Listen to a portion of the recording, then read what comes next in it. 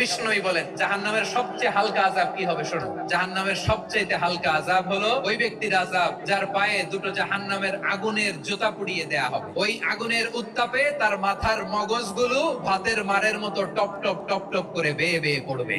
জাহান্নামের অবস্থা এত ভয়ঙ্কর হবে, জাহান্নামের ভেতরে লক্ষ লক্ষ কোটি কোটি কাফির মুশরিককে দেওয়ার পরেও জাহান্নাম বলবে আরো আছে নাকি, আরো দাও, আমার ক্ষুধা নিবারণ হয় নাই। জাহান্নামে তো উত্তপ্ত হবে, জ্বলন্ত হবে, ভয়ঙ্কর হবে। জাহান্নামের এক অংশ আরেক অংশকে খেয়ে ফেলবে। আল্লাহু আকবার। ফেরেশতারাও টালমাটাল হয়ে যাবে। জাহান্নামের রক্ষী ফেরেশতারা কি করবে তারা নিজেরাও বুঝতে পারবে না। কোটি কোটি মুশরিক কাফিরদেরকে জাহান্নামে নিক্ষেপ করার পরেও জাহান্নাম ঠান্ডা হবে না, শান্ত হবে না, বলবে হাল মিন মাজিদ, আরো আছে নাকি, আরো দাও।